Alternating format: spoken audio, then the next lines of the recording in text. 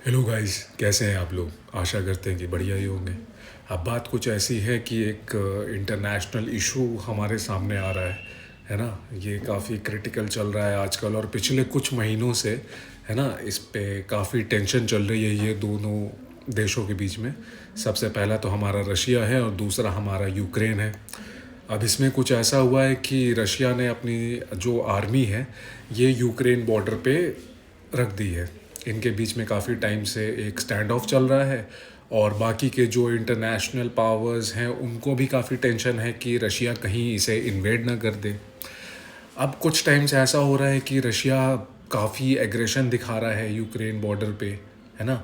और इसे बाकी कंट्रीज़ लेबल दे रही हैं ग्रेटेस्ट सिक्योरिटी क्राइसिस का, जो कि कोल्ड वॉर के बाद अब जाके इतना बड़ा मतलब ऐसे हमें इशू देखने को मिल रहा है, एग्रेशन देखने को मिल रहा है। अब रशिया ने क्या किया, 1 लाख सोल्जर्स से ज़्यादा मतलब यूक्रेन के बॉर्डर पे उन्होंने भेज दिए हैं। और जो यूएस है, यूरोपियन यूनियन है और वेरियस अदर कंट्रीज़ हैं, इनको इस बात की टेंशन है ना। क्योंकि ऐसी पॉसिबिलिटी है कि भैया रशिया हो सकता है कि यूक्रेन को इन्वेड कर दे, जैसे 2014 ने इसने क्राइमिया को किया था। अब इस बात को न्यूट्रलाइज करने के लिए जो अमेरिका के जो प्रेसिडेंट हैं हमारे जो बाइडन, उन्होंने बातचीत की, है ना, रशिया के प्रेसिडेंट से, व्लादिमीर पुतिन जी से। इन्होंने वीडियो कॉन्फ्रेंसिंग के थ्रू बात की। पर व्लादिमीर पुतिन जी का ये कहना है कि यूक्रेन जो है उसे नाटो नहीं ज्वाइन करना चाहिए, क्योंकि जैसा कि हम लोग जानते हैं कि यूक्रेन और यूएसएसआर का एक पहले फॉर्मर रिश्ता रह चुका है, जिसमें कि यूएसएसआर जो है और नाटो वो एक दूसरे के वो हमेशा काउंटर किया करते थे। और अब अगर ऐसा होता है कि यूक्रेन नाटो को ज्वाइन कर लेता है तो इससे रशिया को जो इन्फ्लुएंस है वो धीरे धीरे उस एरिया में कम होता जाएगा या डिप्लीट होता जाएगा। तो इसीलिए वो नहीं चाहता कि यूक्रेन जो है नाटो को ज्वाइन करे। अब यूएसएसआर की बात करें तो 1991 से पहले तक यूएसएसआर काफ़ी अच्छा चल रहा था। बट यूएसएसआर का हम लोग फुल फॉर्म जान लेते हैं, union of Soviet socialist republics. अब इसके अंदर 15 रिपब्लिक आते थे, है ना। और इसके साथ ही साथ रशिया जो था हमेशा से इसका लीडर रहा है और यूक्रेन भी इसी यूएसएसआर का पार्ट था। अब 1992 में ये यूएसएसआर फॉर्म किया गया था और 1991 में ये डिसइंटीग्रेट हो गया। ये रशियन रेवोल्यूशन के बाद इसे मतलब बनाया गया या फॉर्म कर दिया गया था यूएसएसआर को। अब दूसरी तरफ इसी के अगेंस्ट अगर हम लोग नाटो को देखें तो ये भी एक मिलिट्री अलायंस है ना। इसका हम लोग फुल फॉर्म देखें तो नॉर्थ अटलांटिक ट्रीटी ऑर्गेनाइजेशन। अब इसे बहुत जन वॉशिंगटन ट्रीटी भी कहते हैं, है ना। ये अप्रैल 1949 में फॉर्म की गई थी। इसके जो मेंबर्स हैं यूनाइटेड स्टेट्स, कनाडा और सेवरल वेस्टर्न मतलब यूरोपियन नेशंस जो हैं वो सारे के सारे इसके मेंबर्स हैं। अब ये एक्ट करता है as a security concern against the Soviet Union, हमेशा से इसका यही एक काम था। अब नाटो जो है वो काउंटर किया करता था यूएसएसआर को 1991 में जब ये यूएसएसआर डिसइंटीग्रेट हो गया, है ना। पर तब भी इसका लीडर तो रशिया ही हुआ करता था हमेशा से। तो इसका इन्फ्लुएंस अभी भी उस एरिया में था, भले यूएसएसआर डिसइंटीग्रेट क्यों ना हो गया हो। अब अगर यूक्रेन अगर नाटो को ज्वाइन कर लेता है तो ये इसका इन्फ्लुएंस उस एरिया में धीरे धीरे कम होने लगेगा।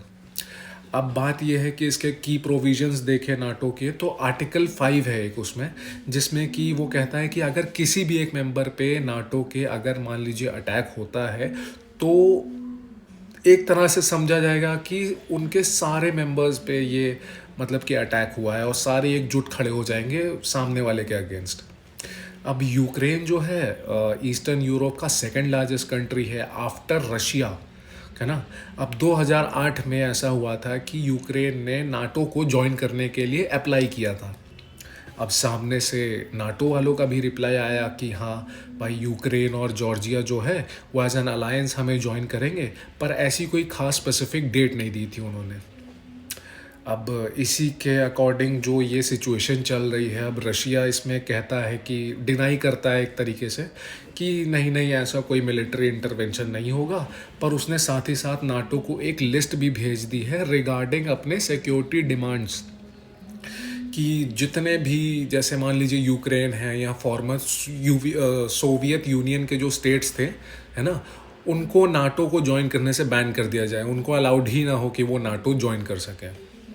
अब इसके रिस्पॉन्स में नाटो के जो सेक्रेटरी जनरल हैं उन्होंने ये कहा है कि भैया रशिया को तो कोई राइट नहीं है कि हमारे किसी भी काम में वो इंटरफेयर करे, या जो भी हम डिसीजन ले रहे हैं या जो भी हम करना चाहते हैं उसमें वो इंटरफेयर करे। अब यूके, यूएस और बाकी जो यूरोपियन नेशंस हैं वो लोग सारे के सारे रशिया को कंडेम कर रहे हैं कि भैया इतना एग्रेसिव पोस्चर जो आप बता रहे हो, यूक्रेन की तरफ दिखा रहे हो, ये बहुत गलत है।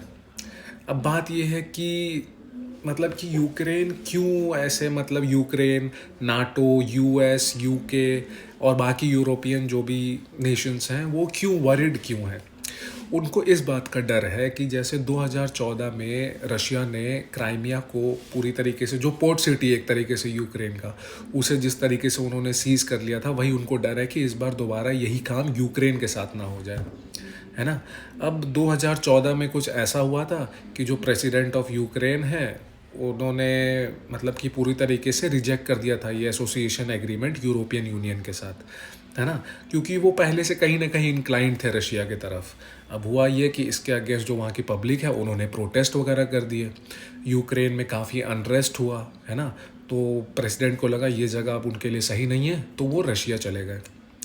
अब ये जब ये यूक्रेन में इंटरनल इशू चल रहा था उसके दौरान कुछ आर्म्ड मैन थे, है ना, जो यूक्रेन के अंदर गए, क्राइमिया के कुछ चेक पॉइंट्स और मेन जो फैसिलिटीज़, इंपॉर्टेंट फैसिलिटीज़ है क्राइमिया के पेनिनसुला की, वहाँ पे गए, है ना, और वहाँ पे अटैक्स करने लग गए, एक तरह से कैप्चर या सीज करने की कोशिश की क्राइमिया को। उस वक्त जो रशिया के प्रेसिडेंट थे उन्होंने पूरी तरीके से डिनाई कर दिया, बोलते ये तो हम जानते ही नहीं है, ये हमारे तरफ से कुछ नहीं है, हम जानते ही नहीं इन लोगों को, और ऐसा कुछ। पर एक टाइम पे ऐसा हुआ कि जैसे ही क्राइमिया पूरी तरीके से ऑक्यूपाई कर लिया उन मैन ने, आर्म्ड फोर्सेस ने, आर्म्ड मैन ने, तो जो उनके लीडर थे या कैप्टन कह लीजिए उस आर्म्ड फोर्सेस ग्रुप के, उनको रशियन प्रेसिडेंट ने अवार्ड किया, है ना, कमेंडेशन अवार्ड दिया उन्होंने उनको। और इस बात से ये चीज़ वेरीफाई होगी कि भैया वो आर्म फोर्सेस जो मैन थे वो कहीं ना कहीं रशियन आर्मी के ही पार्ट थे, है ना, और उन्होंने इस तरीके से क्राइमिया को इन्वेड कर लिया। और ऐसा भी हो सकता है भैया हिस्ट्री अपने आप को दोबारा रिपीट करे, यही चीज़ यूक्रेन में हो। अब बात करते हैं कि यूक्रेन रशिया के लिए क्यों इम्पोर्टेंट है। सबसे पहले तो आता है इसके जोग्राफिकल रीजंस। रशिया जो है ना वो एक मेजर पोर्ट सिटी है ना, उनका मतलब कि ज़्यादातर जितना ट्रेड होता है मैक्स टू मैक्स, है ना, अगर देख ले, ये नहीं कि सारा कुछ ही, बट मैक्स टू मैक्स जितना ट्रेड होता है वो वाया वाटर्स होता है। अब उनके तरफ जितना भी ये सी पढ़ते हैं, कुछ भी पढ़ते हैं, वो आर्टिक रीजन के चलते 4 से 5 महीने तक ज़्यादातर वहाँ पे ना फ्रीज रहता है, क्योंकि चिलिंग विंटर्स होते हैं, उसके चलते वो सारे सीज फ्रीज होते हैं, और उससे ये होता है कि उनका ट्रेड जो है काफ़ी इफेक्ट होता है। अब है ये कि उनको पैसिफिक ओशन का एक्सेस लेने के लिए अब उनका दूसरा रास्ता आता है सी ऑफ जापान के थ्रू, पर वहाँ पे ये दिक्कत है कि जापानीज़ डोमिनेशन ज़्यादा है ना। अब क्राइमिया को सीज करने से उनका ये फ़ायदा था कि भैया उनको ब्लैक सी का एक्सेस मिल जाता है, जो कि वार्म वाटर्स में आता है, वार्म वाटर पोर्ट सिटी में है। अब इससे इनका ट्रेड चलता रहेगा, भले ही दूसरे तरफ से उनका बंद क्यों ना हो जाए चिलिंग विंटर्स के टाइम पे। अब दूसरा एक और रीज़न है जो नॉर्थ स्ट्रीम गैस पाइपलाइन है ना, ये दूसरा रीज़न है क्यों वो इतना इम्पोर्टेंट है उनके लिए यूक्रेन। अब बात कुछ ऐसी है कि मेनली रशिया से जो भी नेचुरल गैस या गैस पाइपलाइन जो है वो रशिया से यूक्रेन जाती होते हुए यूरोप की तरफ जाती है। यूरोप अपना जितना भी गैस का सप्लाई है वो सारा कुछ रशिया से लेता है, और ये यूक्रेन के थ्रू होके जाता है ये गैस पाइपलाइन। अब इसका उनको काफ़ी बेनिफिट होता है, उनकी इकोनॉमी को काफ़ी बूस्ट करता है ना, उसका काफ़ी वो इनटेक लेते हैं जो यूक्रेन के गवर्नमेंट है। अब बात ऐसी है कि इसके चलते भी कॉन्फ्लिक्ट आ रहा है, अब काफ़ी मतलब इकोनॉमिकली साउंड है यूक्रेन के लिए। अब इसी को देखते हुए जब उसे रशिया को इसे काउंटर करना था तो उसने एक नई गैस पाइपलाइन कंस्ट्रक्ट कर ली जिसका नाम है नॉर्थ स्ट्रीम 2 पाइपलाइन। अब ये रिसेंटली कंस्ट्रक्ट की गई है ना, और ये along the Baltic Sea construct की गई है, और इससे भी यही है कि नेचुरल गैस जो भी है रशिया से यूरोप की तरफ जा रही है, पर इस बार ये यूक्रेन होके नहीं जा रही, उसे सरकमवेंट करते हुए उसके बाहर से वो डायरेक्ट एक पाथवे बनाते हुए ये गैस पाइपलाइन डायरेक्ट रशिया से यूरोप की तरफ अपना जो भी गैस है, नेचुरल गैस, वो सप्लाई करती है। अब इससे ये हो रहा है कि ये इकोनॉमिकली भी कॉन्सिक्वेंसेस क्रिएट कर रहा है यूक्रेन के लिए।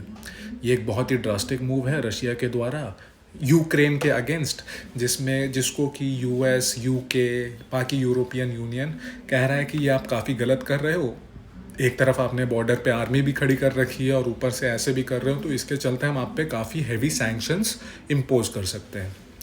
तो यही था दोस्तों आज की वीडियो के बारे में, जो भी क्राइसिस चल रही है रशिया और यूक्रेन के बीच में। अब मिलते हैं आपको अगली वीडियो में, तब तक के लिए बाय बाय।